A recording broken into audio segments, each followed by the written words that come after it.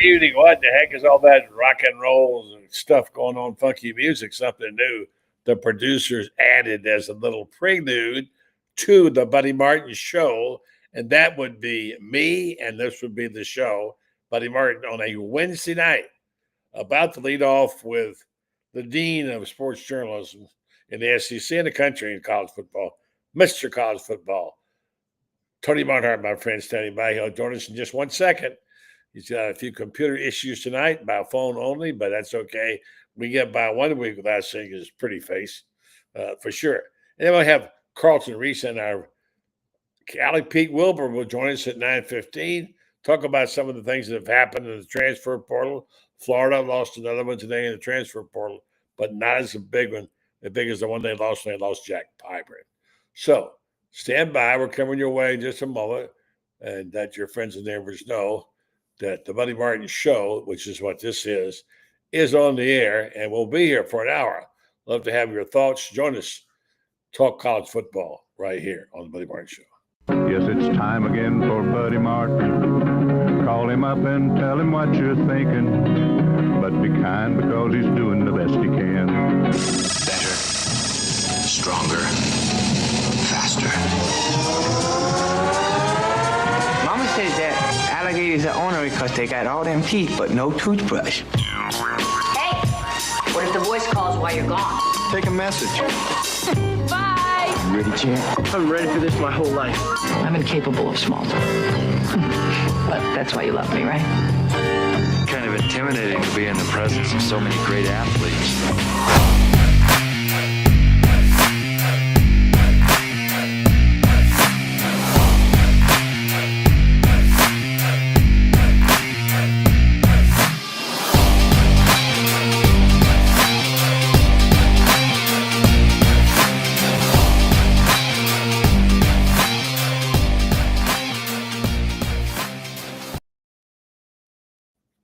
Well, good evening and welcome to the program. Buddy Martin here, standing by with Mr. College Football. We have much to talk about.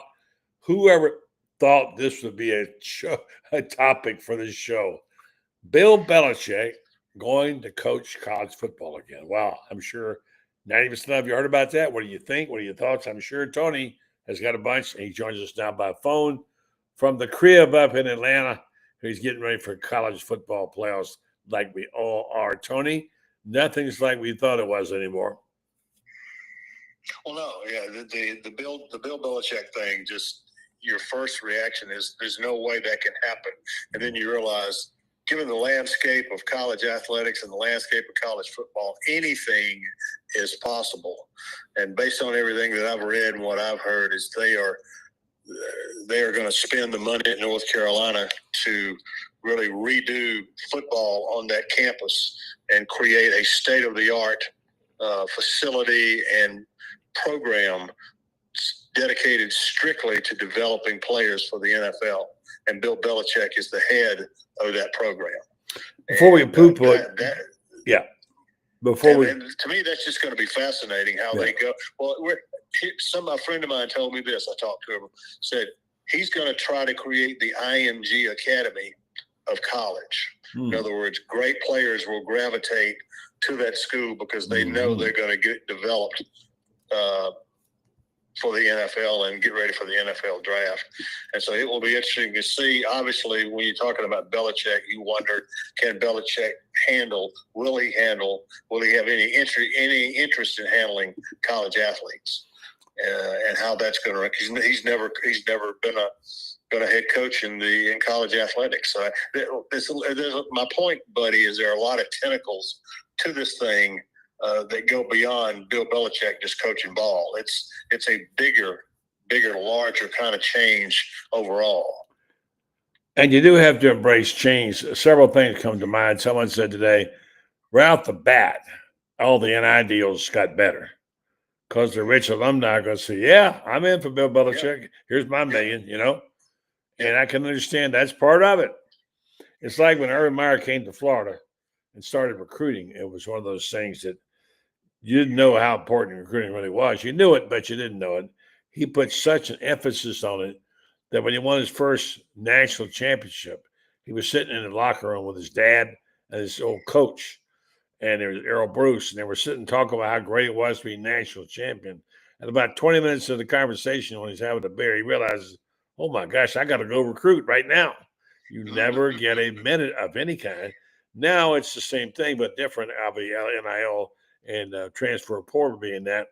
And my gosh, those two things have got to work for North Carolina. You know they're going to get millions of dollars. Every Tar Heel with any money is going to want to say, yeah, we got us a coach now. And I don't blame him. It's something to be excited about, Tony. But go ahead. No, I was going to say no question. It is something to get excited about, and something if they're going to put down their money, they put it on a proven winner. And it's got, and the thing about it, and it's not just recruiting, it's the transfer portal, it's the NIL, it's all those things, and who's going to put together the best organization that takes advantage of all those components. And North Carolina is betting that Bill Belichick could pull. Belichick, for everything I know about him, is an organizational genius. Okay, people talk about what a hardtail he is in practice and all that, but they say just like Saban, his best buddy, he is an organizational genius. Yeah, and lending that genius to all the elements now of college football is going to make for some interesting times in Chapel Hill. Yeah, for sure. A couple of notes about him. His daddy was an assistant football coach, by the way. I didn't realize that till today. But he was, when I was in New York the first time around, Parcells had his staff. Ray Perkins was there first, left. Parcells became the coach. And he was a film guy on Parcells' staff. They kept talking about this bright young kid who never had any experience as a player. And he's very smart, obviously. But have you been to one of his press conferences, Tony? Can you imagine how boring and dull? Because he goes out of his way to make it as dull as possible and say nothing, okay? Yeah. Now, I mean, I don't know. I hate to be covering that team for a presser and go have Bill Belichick say, yeah, no, I don't know. Oh, yeah, that's a dumb question. And, why are you doing it? Yeah. And that's – but another part of Belichick, though, as I understand it, is if you ask a question that actually makes him think and analyze it, he's been known to stay and focus on one question for 10 minutes because it hits some aspect of the game that maybe only a handful of people know about, and he's one of them. So I think that'll be intriguing for the big guys in Chapel Hill. I agree. And now here's the funny thing about Belichick. Belichick came to Gainesville a lot, both to see Billy Donovan, be around the program, hang around the basketball program, go to the locker room, hang out with Billy, and Urban Meyer. And he was always been hanging around college ball for some reason. And Gainesville was a place he was very, very comfortable. So I don't know if he was taking notes then or not. But look, he's 72 years old. God bless him. Look, listen, I'm an old timer myself, and I know don't discount a guy because he's 72. It'll be interesting to see what he does with his staff, who he turns over to, and what they do and how they respond. It's just a dynamic I didn't expect to be dealing with. Now, Urban Meyer knows about that stuff. He's done it both pros and college. And let's be honest, we've been saying, Tony, that college football is getting more and more and more like the NFL. And today it got just a lot more. No question. And here's something else to think about is that, there were a bunch of headlines made last week when Andrew Luck basically became the general manager of the Stanford Cardinals, his alma mater. And somebody mentioned, the NFL, this is what the NFL does. You're going to see more and more like it. I promise you, Bill Belichick will have a general manager. He will not be in the business of talent acquisition, except when it comes to face-to-face recruiting. He'll have to do that. But you're right. We are headed in that direction where every school will have a general manager to handle personnel, and the head coach he'll still be your lead recruiter. He has to be in college, but handling the personnel will be a lot different. For sure. That's amazing development, one I didn't see coming right now. Of course, he won 6 championships in Tom Brady. Somebody said they should hire Tom Brady as an offensive coordinator. Not at $35 million a year, which is what Brady gets for doing TV. Brady's too ambitious to be a coach. Yeah, Okay? too rich. He's got a lot more interesting things ahead of him than being a coach. Belichick has 333 wins. Interesting number there. Is 14 victories away from tying Don Shula for the NFL career record for head coaches, so he won't get that. Belichick works in the media assistant part in New England. Of course, we knew he was looking to coach again. I'm not sure I thought he was going to coach. He's 72, but apparently, as someone said, a tweeter said also, look at the other side, he said the guy's about to sign a multi-year deal to spend 70 hours a week with the rebuilding of football. He's 72 years old. He had 3 kids with a wife he never saw. He divorced in 2006, supposedly in a cheating situation, and is dating a 24-year-old woman. He's not following a script there again. No, and I really thought if he came back to coaching, it would be in the NFL in order to catch Shula's record. And who knows? Maybe he comes back at some point. But you can't beat Don Shula's record coaching in Chapel Hill. Yeah, Tony. Now that we're in the heart of this thing, we've got the teams. We know what we're into. There's some surprises, some criticisms, which we knew there would be. The question is, how does it feel? How does it feel? It still feels a little odd to me. I'm hopeful that it's going to redeem itself. I think college football's better. I'm not sure we got a better system. Give me your opine about what you think about the playoffs at this point, because I think we all wanted them, but do we have what we wanted? Well, I spoke to the Orlando Touchdown Club the other night. I got asked the same question, and it's this iteration of the college football playoff is only going to last 2 years. It was never meant to last more than 2 years. You'll recall that there was a point there where the contract was in place for the 4-team college football playoff. And the presidents finally came to them and said, we don't want to do these last 2 years with 4 teams. We want to go to 12 and do a 2-year contract at 12. And the ADs and commissioners says, well, we'll have to make all kinds of concessions. Mark Keenum, the president at Mississippi State University, a brilliant man, by the way, went to the commissioners and said, guys, I don't care what you have to do. We want a 12-team playoff for the next 2 seasons. So part of what they had to do, buddy, to get the deal done, to placate the group of 5, take care of all the conferences, they had to put this system in where the seeding is just beyond crazy.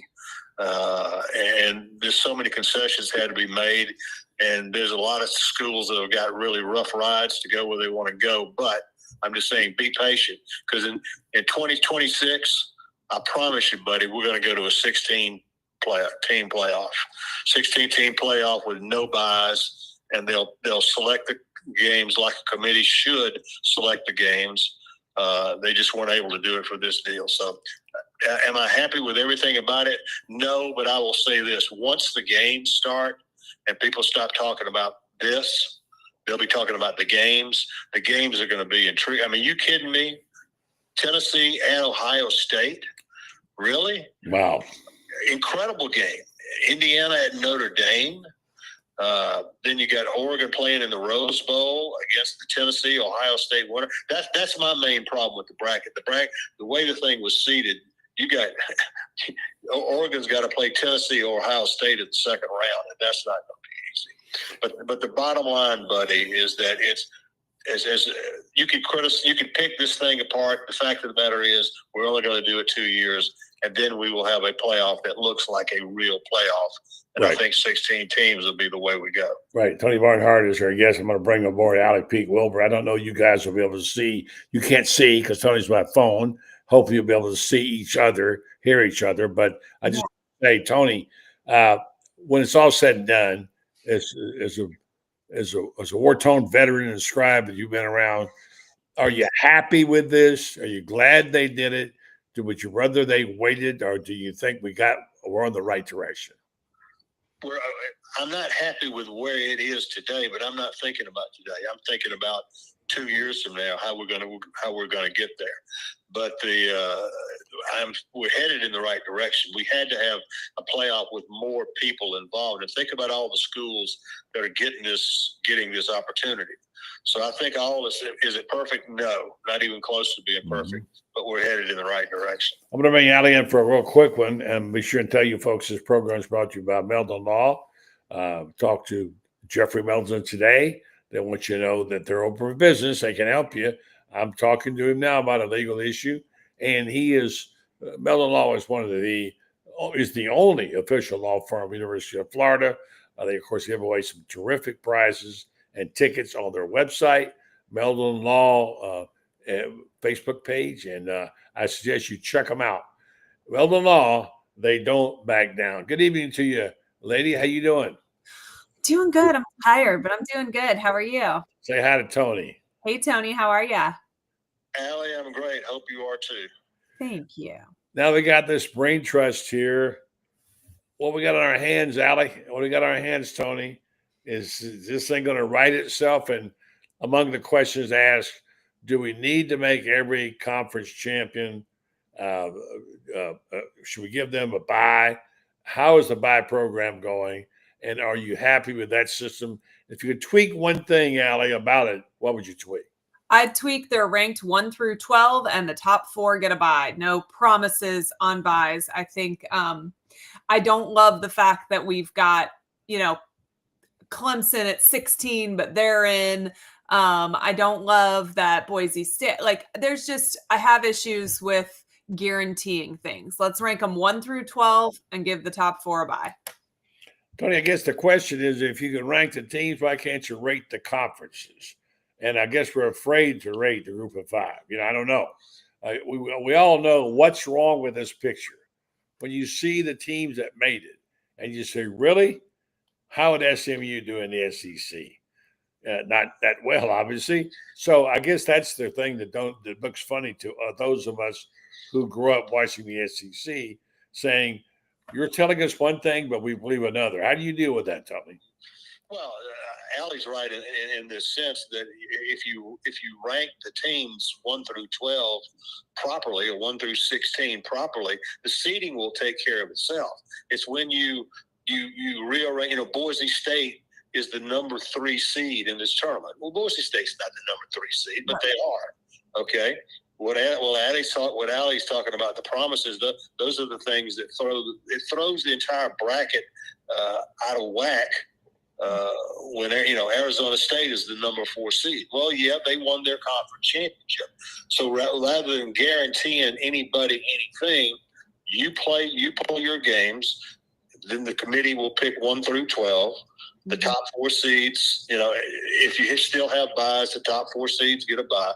But moving these schools around to where Boise's your number 3 seed and Arizona State's your number 4 seed, that doesn't make any sense. There are too many teams that are much better than these others who should be getting those 3 and 4 seeds. And that's how you fix it, is you seed the field properly and not based on conference realignment and all that stuff.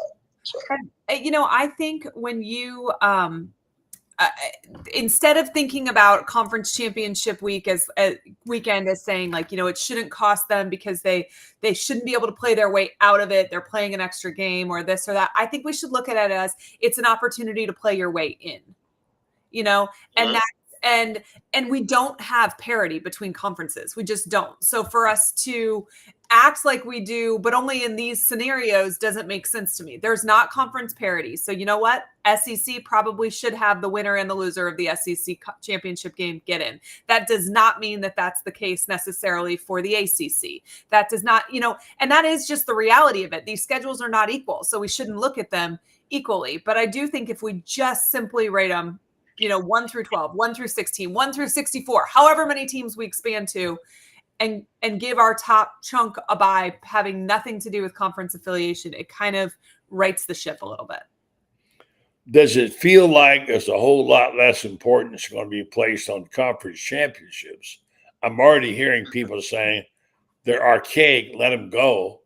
And they look at the prices that some of the tickets went for. Some of them didn't sell at all. Even the SEC tickets, SEC championship, Tony was selling for $100 at kickoff. So what is happening there? Because we grew up, Tony, thinking the ultimate game is the SEC championship game. And, and Steve Spurrier said the same thing. We never worry about the national championship. We want to win the SEC and then take the rest of it. So how much de-emphasis is there, Tony? And are we in danger of losing those conference championships? I don't think so. I don't think so at all. I mean, again, I've been to every SEC championship game but one, and I watched that event grow and grow and grow. And I was there Saturday night, and let me tell you what, it was rocking and rolling. It really was, and it was a great, great game. So I do not believe in giving up the conference championships. Okay, that's just not going to happen. And by this way, guys, there's too much money in it. All right, there's too much money in it to not to do it. SEC makes a killing on that game, and so I don't think they go away. Allie?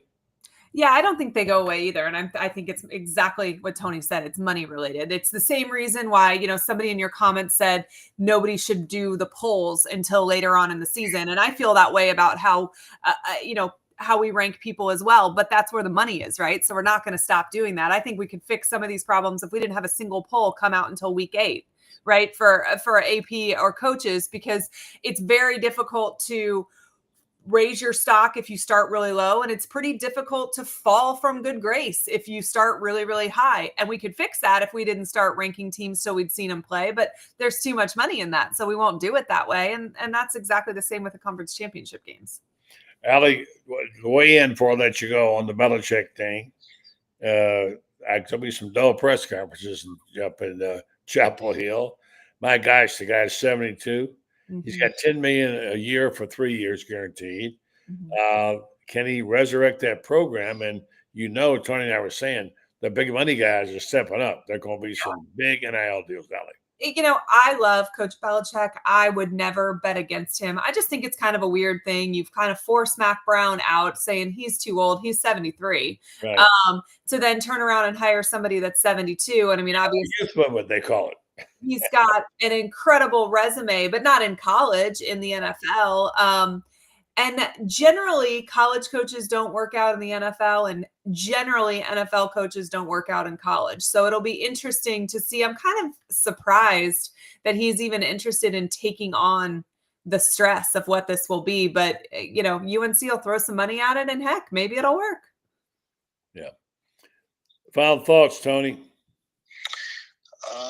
I think the initial press conference is going to be very entertaining.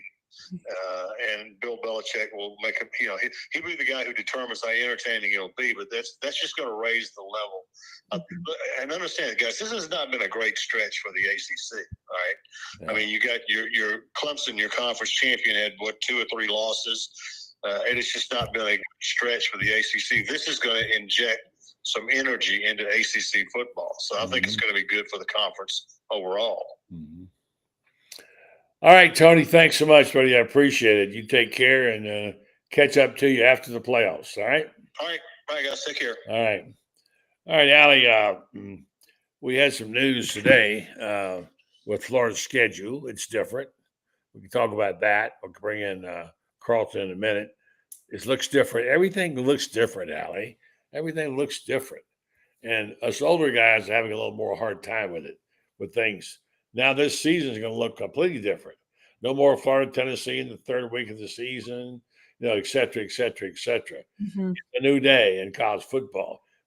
I'm sure you probably have seen the schedule by now.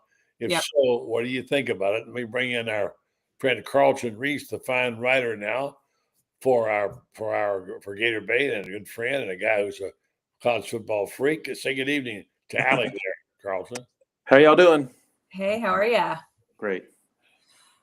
Yeah, I mean, I think Tennessee in November is just hard for me to wrap my head around. Honestly, I'm still kind of scarred from 2001 when we played them I guess the first week of December because of 9/11. I mean, that game belongs in September to me. It generally has always fallen on my birthday weekend. My birthday is September 17th. That my entire life spent going to that game with my grandfather, home and away, because it was my birthday weekend. So it's a weird thought. I also, looking at how we started this season, pretty slow at the beginning. And so I don't love that we have LSU week 3 and then we have Miami and we have, Texas and Texas A&M so early in the schedule. Like, we're going to have to come out of the summer ready to go, because it's going to be even harder than it was at the very beginning this season. Yeah, just to go over real fast, I'm going to get Carlton's take on this. They play LIU, Long Island University in Brooklyn, opening game. That's an odd one right there. Starting off with that cupcake. And then they've got USF the following week at the Swamp. Then they go on the road. They got LSU and at Miami. There's a couple of tough ones there. So looking at the early the season schedule out of the first 4, they may be very fortunate to come out of there at be 3-1 after that schedule. Then comes the Texas Longhorns coming to the Swamp on the 4th, then followed by a game in Texas A&M out in College Station, followed by Mississippi State at home, and then a bye week. Then comes the November. This is always hard to remember. Florida plays in Jacksonville against Georgia. They go to Kentucky. They go to Ole Miss. There's 3 tough road games there, although Jacksonville's not a road game per se. And finally, they close up with Tennessee at home and Florida State at home. All right. What do you see there, Carlton? What stands out to me is playing Tennessee the week before FSU. No bye week, no cupcake. FSU is going to play, a Long Island University probably the week before that. That's historically what they do before Florida. So there's another disadvantage on that end.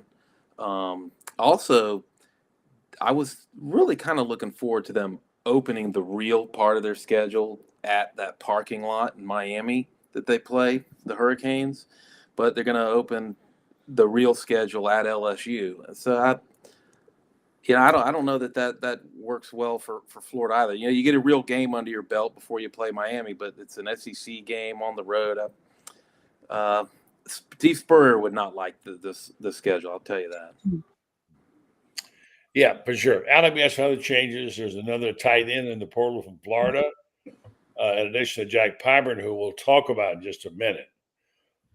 You've also got now a guy named Gavin Hill, who I already know who he is. Honestly, I didn't even recognize the name. I had to look it up. And, I wish him the best at his next stop. And I think that there's probably a great chance a lot of these are mutual or even encouraged by our staff, because it's just a numbers issue. They just have to trim some scholarships if they want to be able to sign kids in the portal. They signed a larger high school class than a lot of people expected. The number I kept hearing behind closed doors was 20. They signed more than that. They want to get some key pieces in the portal so that they can be competitive immediately. So unfortunately, there are going to be some guys that we're going to have to, part ways with. Yeah, I think the Jack Pyburn thing hurt. Someone said to me, "Well, you have no way to report this, Carlton. We talked about this. There's no way to go find out because there's no data there you can count on. But you got a situation. Someone says again. I hate saying someone says there's reports of them bringing in a really big time edge rusher. Mm-hmm. Florida's got 6 edge rushers. Yeah. That's a lot more than most teams do, and some pretty good ones. So Pyburn was a guy that kind of caught the imagination. He didn't even have a sack till suddenly late in the season. He became a dominant force over there. He plays with fire. He's a good tackler. He got noticed, and it feels like there was a loss there. Now, he's not gone yet. He's just in the portal. So he can come back. I don't know. Maybe he's leveraging it. What do you make of the Pyburn thing, and Allie, and what do you think about it, Carlson? Well, as far as Pyburn goes, he was more, I think, to this program than just a good player. I think he was very much endearing himself to the fan base. They loved this guy as a pure Gator, bled orange and blue. And then to hear that, well, he's going to transfer, and it's likely because someone's going to give him $40K a month, $45K a month, and they're going to make some guarantee about playing time, which is stupid if a team does that. That, okay, now all of a sudden, so he's not going to be a Gator. To me, it's, if all that is true, and I I believe Pyburn was genuine in loving this program and bleeding orange and blue. So if all this is true, to me, it's just another chink in the armor of what the system is. I think it's part of what we're witnessing is the demise of college football. I don't like it one bit. So a couple things. One, I hesitate to believe all of the information that's out there. But I see both sides of this. I think Pyburn is probably not an NFL guy. And if he is, he's probably a 2.5 year, NFL guy. And so I don't blame him for trying to get what he can when he can, because I don't picture him having, a 10-year NFL career there. I think if these numbers are accurate, he's overshooting, his value. And I talked to some of our guys that do some of these negotiations, and they said, we wanted him. We just didn't want him for the number that he wanted. And I will be shocked if someone is willing to pay him what supposedly he's offering or asking for. I think he's a good player. I think he's a good, contributor. I don't think he's a star. I think we've got better talent on the roster. I think he's one of those guys that loves the university and is never going to get in trouble. And I think he is a good leader, and all of those things are really positive. He brings those to the tables. I think he's a great supporting cast. I think this negotiation sounds like, leading role kind of money. And I also can't imagine that there are really coaches guaranteeing you playing time. Do you give the money back if you don't do well on those plays where you were guaranteed playing time over somebody else? That doesn't compute for me, particularly for a guy who wasn't the best at his position on his own roster. That, I don't know. That seems weird. So I'm kind of hoping that part isn't true. Yeah, it's all hearsay. But it seems realistic with the milieu. The fact that we're even speaking in this verbiage, to me, it turns me off to this whole sport right now. But it's going to take me a long time to get used to it. I'll just say that. I agree with that. Doesn't say he's getting that. He's what he's asking for. Sure. And I think that that's an important distinction. And it'll be interesting to see, does he come back because he tested the waters and oops, I overshot my value here, or the adults that are counseling me in this were off on their numbers? Or is there a place like, Texas A&M has oil money. They can pay you whatever you want to come sit on their bench. Well, they're not going to guarantee you playing time, but he's pretty cozy with Texas A&M staff. And if they're going to pay him that much to, contribute. A&M will pay him just so they don't have to block him one time this year. Literally. I mean, and they do have that silly money to spend there, but if the numbers that we're hearing are accurate, I think it's smart for UF to pass on it. As much as I like him as a player and I like him as a Gator, right? There's only so much money to go around. You have some big fish you're trying to hold on to who are probably more important, and you need some pieces if you're going to be competitive in 2025, which has to be the goal. Right. Yeah. Will Greer did something similar. He made demands of playing time. And when he came back off his injury, and Max said, no, you're not guaranteed anything. Right. So he bolted. So didn't work out too well. Kicked off for PEDs. So, yeah. Right. Mm-hmm.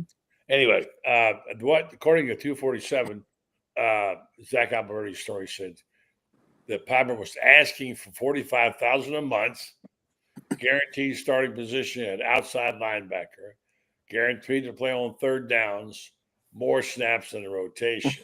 Part I wasn't willing to agree. I don't think I don't believe that you can make those kind of promises. I don't believe and coach your team. All right, on to the. I don't think Michael Jordan made demands like that. Are you kidding? Yeah. I'm like I said, I hope that part's not true, because honestly, that's far more ridiculous than the $45,000 a month. Yeah. All right. On to the bowl game. What bowl game you say? There's only one as far as we're concerned, right? Tulane's got their coach coming back. He's agreed to it stay, but Ty Thompson's in the portal. But here's the news: quarterback says he told ESPN he plans to play in the bowl game. Mm-hmm. Well, that's their backup, and he needs to play because he needs the start. He needs the film. Yeah. So, but it's not even the guy that started for them all year long. It's the backup who's trying to, get some attention. Yeah, Emory Jones did that. Emory Jones went in the portal, and then he played in the bowl game. Mm-hmm. Yeah. So anyway, that's the Gasparilla Bowl, a game that suddenly Carlton wrote all about why it matters in today and how important it was and how they couldn't afford to lose this one, right, Carlton? Yeah, I mean, with Tulane being as shorthanded as they are, it would be a humiliation to lose this football game. But setting that aside, this train is rolling right now for Florida, and to lose this game would really kind of jerk the rug from all this goodwill that's being built among the fan base. And people say, well, it's a ball game, it doesn't matter. But Florida's going to be about as full strength as you can ask a team to be going into a bowl game, and then going against a team that's far inferior to Florida. There's no question about it. You have to beat this team. You have to beat them soundly even. And this is kind of a prelude in the next year to kind of get everyone all excited. Florida rolls in this game. They might be looking at a top 15 ranking in the preseason next year. Right. All right, back to the Belichick story. Do you think there's anybody in the NFL who else who would like to? So I keep hearing that the college coaches want to go to the NFL because they got to put up with all the crap with the recruiting stuff. Now we got the reverse cycle going here with Belichick. Remains to be seen how well he'll coach, but he will help the program. Other than Urban Meyer, who out there would be someone who could come back to college and make a big splash? Anybody? From the pros? The pros, the NFL, yeah. I'll let Allie, you feel that. Carroll, not that it's happening, but I mean, he could come back and coach, and he would be fine. I mean, Harbaugh obviously was successful in college. He could do it. I just don't think in general coaches are successful in both. There are obvious exceptions to the rule, but I think in general, you're either a great college coach or a great NFL coach. It takes a different skill set for each. So it's rare to be good at both. And, a Pete Carroll's a good example. And he's been great at both levels, but I also think he was at the right schools and the right NFL franchise for his personality too, for that to work. I don't know that his laid back going surfing in the afternoons vibe is going to work if he coached in the SEC. It worked at USC. He's out same kind of vibe in Seattle, right? I don't know that works here in Jacksonville, for instance, but I just, in general, I think it's one or the other. Yeah. I can understand how coaches would feel about wanting that time back they spent on recruiting and how that would work in the NFL for sure.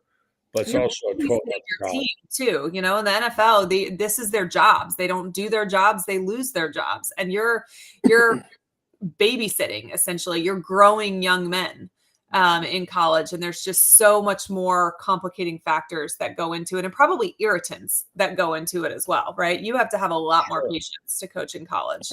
Well, in college, you're now coaching professionals, but they're just vastly more immature professionals. Exactly. That just have no idea how to. I think that's a dangerous combination. It is. Absolutely. You're giving $40,000 a month to guys who are buying the bar dollar shots of, Jaeger at a bar with the stairs that are about to collapse. What's wrong? That reminds me, too, when I heard about Pyburn leaving, I remember I was in Kentucky about 10 years ago, and I was at a restaurant, and some guy who was like a second string, hardly played guy for the Kentucky Wildcats basketball team walked in, and it was like the Dalai Lama just walked into the restaurant, and everyone was just all over him, and this guy couldn't buy a drink or anything. This guy was a kind of a nothing Kentucky player, and I kind of feel that way about Florida football. I was a golf pro, and Reed L. Anthony, Judd Davis, they'd come up. I'd say, your money's no good here. You ran through the tunnel. And that's kind of the way it should be. I think Pyburn if he goes, he kind of ingratiates himself to Gator fans in a way, and that mystique is gone.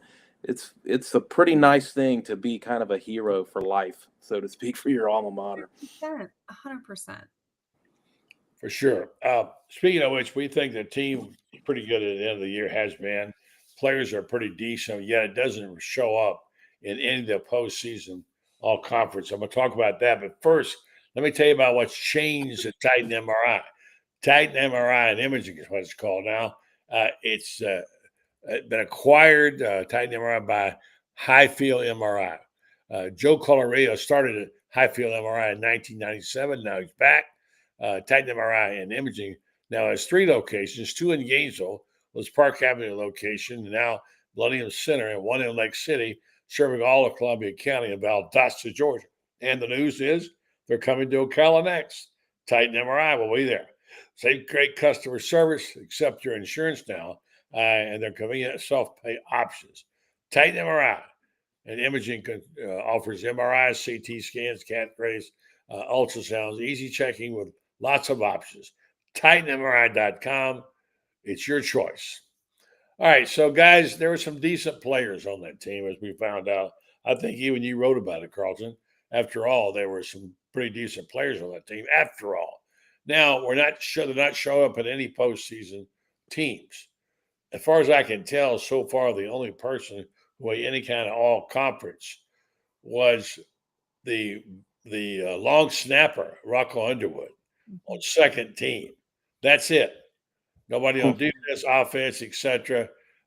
Jake Slaughter was named to the CBS 247 All Sports All-America second team, but didn't make all conference apparently. So he let all you have players and offensive snaps finish the season. The team's top offense, pass block, and run block grades. So, except for the freshman team, and I believe Lagway made at least one all-freshman team. What do you think happened there, Carlton? I'll be honest with you, I don't pay that much attention to who's making these teams. I don't know how political it gets, but I heard Slaughter got snubbed, and I thought, well, I don't really need to see much more of that list, to be honest with you. When it comes to all conference teams, where did ETN fall on that? That's my question. Where did he fall? He didn't. Yeah, he didn't, right? He did. He was what was he, the first team running back preseason and all that? So it's been so long, I can't remember. Well, I mean, what's it based on? Is it based on your numbers, how a lineman graded out or not, whether he was on a winning team or not? I don't know what the criteria is. Is it based on his NFL potential? There's so many different factors going on. I don't know. I don't put a whole lot of stock in these conferences. They're nice awards to get, but I don't take them too seriously, to be honest with you, buddy. Allie, you're a little closer to it. Your husband was involved in some of that. Mm-hmm. And the players too are regarded still as being important. Do you think that will just reverse itself next fall if Florida plays the kind of ball that we think they're going to play? Wait, ask that last question. Well, I'm saying in terms of recognition, all conference. So it's my understanding. I think all the SEC coaches vote, right? I think that's how different teams. So the coaches team, the writers team. Yeah. So what I think dropped today was the all SEC coaches team, and I put a little bit more stock in that than the writers, because these coaches see these kids, week in and week out, or most of them. They obviously don't all play. Right. In terms of writers, I do think that sometimes they just look at the stat line and vote in that way. And there was I want to say Eric's maybe senior year, maybe junior year, he was like second team all SEC instead of first team all SEC. And if you looked at stats, that maybe is how you would vote. But if you looked at how Urban Meyer strategically used his punter, there was 1,000% nobody better in the SEC about it. And it was team. And, rugby style punt, maybe your numbers aren't going to be insane, but they're inside the 10 every single time, complete strategy, and that gave a huge advantage to our team. So if you're just looking at the stat line, you're not taking that into account. But I bet these players don't care. These coaches don't care. We won 7 games. If you won 10 or 11, you're going to get more guys in, just virtue of your record and everybody thinking you're one of the top teams. If anything, they should use it as motivation for next season. But I think we all care about this a lot more than they care about it in the locker room. When you look at the record, look at the history of Florida, the number of All-Americans Florida had, so many, especially Spurs. Part of what their program has been, with their statues and their Heismans and their all conferences and their All-Americans and what have you, It's Yeah. been a very big part of the program. Yeah. And it's been kind of non-existent the last couple of years. Well, there's a correlation there between winning. No, that's my point exactly. And I'm thinking if they win again, that anyway, just a point nobody really cares about but me probably. Let's touch on a few subjects. Let's touch on one. I did check. Trevor Etienne is third team All SEC. Okay, thank you for whoever. Now we settled up. We sleep better at night. I had to know where he fell, but I believe preseason he was first team. So by the way, he helped himself a lot, didn't he? He did not live up to expectations. Well, I mean the championship game, SEC championship. Oh yeah, I mean, but didn't he have 4 yards in that game? It just happened to be he got 2 big touchdowns. The most important ones, yeah. And good for him. I will never, I don't root against these guys. I want them. It's hard to like someone that go to Bulldogs. Yeah, you can root against ETN. Yeah. You transfer to Georgia. Well, listen, I have bigger issues. I think maybe did we not do a good enough job explaining what rivals are? Because the fact that these kids can make that jump is just mind blowing. And there's not a single player that played for Urban Meyer or Spurrier that could jump to Georgia. No, they couldn't, and you couldn't either, Alec, and neither could I, and neither could Carlton. So, all right, so let's talk about a non-issue, which is the planting the flag at midfield. By the way, Pyburn's the one who did it at Tallahassee, right? Did he stick? He might have. I thought Gums did. I thought it was Gubbs, but maybe both of them did. I don't remember. Anyway, I've seen pictures of Pyburn holding a flag at Doak Campbell, so he may have planted it. So now they're still making a big thing out of that. All right. This has really got me. Of course, we don't talk about the sod busting in the graveyards and all that stuff because it was quote unquote supervised. Nonetheless, here's one that got me. Are we getting serious about this? Ohio, a representative in Ohio says he's introduced the Ohio Sportsmanship Act to make flag planting at midfield a felony in Ohio. Are you kidding me? A felony? So, I mean, really, behavior that incites violent brawls and puts law enforcement officers in danger has no place on the football field. You mean you think you're putting the police force in danger because you plant a flag? Come on, man. These people you're telling me that there is not something better that a legislator in Ohio could be doing with their time to help their constituents than write a stupid bill about being bitter that Michigan's beaten them 4 years in a row. You want to stop the flag planting, win. There you go. Very simple. That's all it's about, Carlton, is because they got their butts beat. Yeah. The only silver lining to that is if these legislators want to spend all their time making these kinds of rules and keeping their hands off everything else, I say have at it. And that'll make me a happy guy. Yeah. All right. So let's make this a big, good bitching session right here to go off with tonight. All right. Get it all off your chest. I got one for you. These callers to Feinbaum show, for instance, from Notre Dame and Ohio State, call up to complain because their teams are disrespected by the callers to Feinbaum. They say, what do they expect? Get your own damn TVs, the show. Call up and talk about that.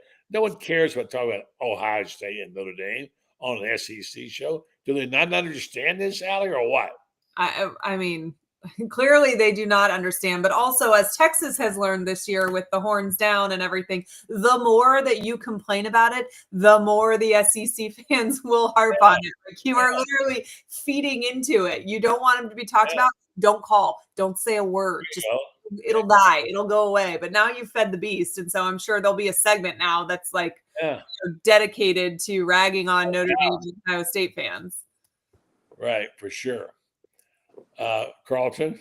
I was honestly, I wasn't even aware of this issue. I like Feinbaum. I like his show when he's interviewing you or Barnhart or a columnist. But as soon as they put Legend's name on or something, or some old lady from Tuscaloosa who's just whining and yelling, I change the channel. Honestly, I wish it would be more interviews with Buddy Martin. And I'll tell you what, you bring a Notre Dame fan or an Ohio State fan into the mix to try and troll SEC fans, it's not going to be pretty. Shouldn't expect anything different. All right, there's some comments here. Belichick's got a 24-year-old girlfriend apparently. But Well done. Deandra Agosha says, I'm going to be honest, Bill's trying to get as much money as he can for his girlfriend so she can be comfortable. He's getting old, just trying to get as much as he can. Okay, Deandra, what do you guys say about that? I mean, I would assume he's got as much money as he could possibly need prior to taking this job, but sure, what's an extra $30 million, Yeah, I mean, really, what's that going to? Yeah, really. I'm sure that he'll take a lot of shots for that. All right, so someone says breaking news: Dan Mullen to UNLV. I don't believe that for a minute. I think that is being reported. I know I haven't seen anything for his. That's a weird fit to me. I had heard that North Carolina was potentially interested in him prior to the Belichick thing, and that made sense to me. North Carolina, I think Dan Mullen could shake some things up in the ACC. I think he could win there. I think he could probably win 10 games every single year and be set for however long he decided he wanted to do this. UNLV seems like an interesting choice, and he's got a son in high school outside of Atlanta. So the whole concept of moving to Vegas I don't know. That doesn't make a whole lot of sense to me. Las Vegas has some of the greatest Star Wars costume stores, though, I've heard. So Mullen may be attracted to it. Okay, well, there you go. Mystery solved. Yeah, I mean, look, I mean, Dan, let's not forget, I like Dan, and I thought he was the right guy, and he sort of seemed like he mostly quit on his team, seemed like. Yeah. And let's don't forget one key thing. People talk about bring back Mullen, this. He got a show cause, Allie, for recruiting violation. And we didn't find out about till like he's a year old. And yeah, I mean, it was so minor. He bumped into a player at a high school game or something. Like it was not anything that was a huge Yeah, I think the Chris Steele scenario had something to do with it. People don't talk much about, putting him roommate with a kid who's accused of sexual assault, and here's a kid coming from California who's planning on an NFL career, and he begs to not be with this guy, and they just flat out ignored him. I think that kind of was a sign. And I like Mullen. I wasn't begging for him to be fired at all, but I think that incident may have more to do with Mullen being shown the door as anything. The Chris Steele thing is, I was the day before he announced that he was leaving. I was with the Mullins, and he was texting Megan, getting opinions on how he should decorate his dorm room from her, acting like everything was completely perfect. And we were talking about it then, not knowing that he was about to jump ship. Yeah. But the day before he announced, everything seemed very normal in his conversations with his head coach's wife, which is something I always think about. Like, I feel like there's got to be more that have never come to light about that, because his behavior the day before is odd if you're going to jump ship the next day. Yeah, Dan's wife is a topic of conversation too in her own right. Yeah. I like Megan. I like Megan. Yeah. Group in Ocala. What is the story, you guys are just talking about? I missed part of that. Well, Chris Steele was a 5-star defensive back from California. He was the biggest recruit. I can't remember what recruiting year that was, but I'm trying to recall it, but he probably 2017. Who was the kid? Jordan, a kid he was roommate with a kid who was accused of sexual assault, and he had policemen interviewing him. Think somehow his name's getting wrapped up in this very disgusting case, and Steele's supposedly asked all the coaches, "Can you please get me away from this guy? Give me a different room." And they just kind of ignored him. Just said, "No, stay where you are with this guy." And then I think talking to people back home, guy probably was homesick too. They said, "You got to get out. You got to come home. This is not the right situation for you. You got to go." And he did make the right decision. He went back. He was a good player at Southern Cal. He played in the pros. Yeah. Okay. I somehow missed that. Jalen Jones is who it was. Jalen Jones. Yeah. I knew there was a J in there. Yeah. Jalen Jones. Yeah. He was a quarterback. Right. 4-star quarterback. But yeah, he didn't last long either. But he was another guy that was one of the blue chip members of Mullins. I want to say 2019 class. Yeah, that might have been it. I lose track of those years. Yeah. So. All right, so in the final couple of minutes we got here, we have a nice-sized crowd tonight checking in on the Belichick story, and of course, the schedule story we talked about earlier about how it's different. Dates are changed. Ollie's ticked off because her birthday is ruined because we're such creatures of habit. I know. We want to schedule the third week to do something.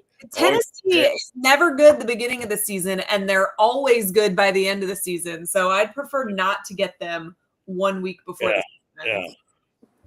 Yeah, for sure. But in the final minutes, let's not forget basketball. I mean, there's a 10-day period. I don't know why they take these 10 days off. It seems nuts. Yeah.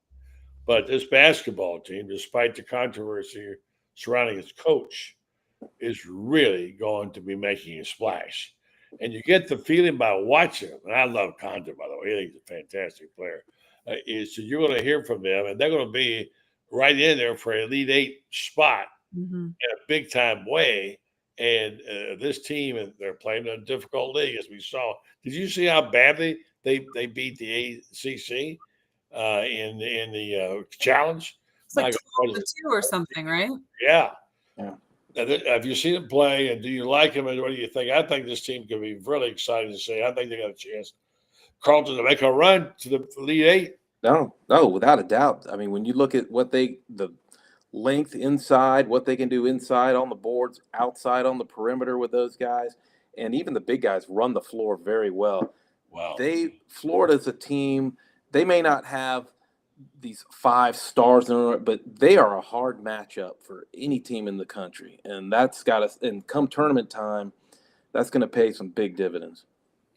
I saw a stat the other day that said that every national champion for the last decade has been ranked in the top 10 of week 6. So which is a very obscure stat, but we are in the top 10 from week 6. So, book it. Well, we got check the box off. I love it. Right? Yeah. Franz Beard is texting me that Tulane's top 2 quarterbacks are in the portal, but still they can play even if they're in the portal. Yep. So I don't know what he's talking about there. So, all right, guys, great job. Thank you very much, Allie. Good. What's your shirt say? Holly Jolly? It says Holly Jolly. Yes. I think you should wear that during the Christmas every day. We'll say Dilly Dilly Holly Jolly. There you go. Well, our elves that visit our house every single night, my elves are named Holly and Jolly. Okay. So they come every night, they report to the North Pole, whatever has happened in our house, and they usually create a little mischief. And every morning the kids wake up and they have to run down the stairs to find the elf. So Elf on the Shelf. And by the way, my elves got the call Dilly and Dilly. Is why there you go. Come to my house. I don't know about yours, Carlton. Mine says Tobacco Road. I'm on the opposite side of the spectrum. Thank you very much, Allie. Have a good week, and talk to you hopefully next week. Carlton, good job. Thank you very much. All and right. you look at your TV. Your butterfinger is non-existent. It's beautiful tonight. Good job. All right. It was Allie's appearance. A good call. Yeah, right. She's your good luck charm. Yeah. All right, man. All right. Thanks, guys. Appreciate it. Good night. Good night. Talk to you again next week, hopefully. All righty. Carlton and Allie, 2 of the best. What a nice crowd tonight. Well, thank you for tuning in the show. Really quite an audience tonight. Thank you for that. Thank you to our guests earlier. We had Tony Barnhart. Tomorrow night, we'll have our usual gang back. I'm going to bring in a high school coach who's going to make news. His name is John Brantley. I won't tell you what the news is yet, but we'll be popping it tomorrow night on the show with the Orange and Blue Bloods, with Ben Troop and with Franz Beard and Lauren Meadows, all tomorrow night on the show. Meanwhile, let me close off by saying thank you to a great group of people in Ocala, the people at Rinstar Medical Research. They do such a terrific job in the community. As a member of the community, they also do a terrific job in the medical community of finding a better treatment for our health. They have something called the clinical trials. They've done well over, maybe even 800 of them over the years. and they're looking for better ways to treat you and I and to give us the proper matchups for medications. And they do that primarily with the research. And one of the ways they get that is they get information from the clinical trials. They forward it to these companies, and they're able to get a better fix on what our health needs are in our community. So check them out. Restart Medical Research. You can go online to their website and find out more about what the next clinical trial is going to be. Sign up for it, possibly qualify, and be paid for time and travel. You help yourself, you get paid, you help them, you help your community. It's a great deal. Clinical research trials. My friends over there, Mary Brownlee and Joe Sorrentino, are looking out for us. And by the way, speaking of Sorrentino, hello to Joey, who's one of the proprietors of Marion Dental there in Ocala, and also one in Lady Lake. Good man for need dental work. Check out Marion Dental. Restart Medical Research, seeking tomorrow's answers to the health questions of today. Well, folks, you have a good night. We'll be back tomorrow at the same time, same station, do the same show. Thank you. Good night.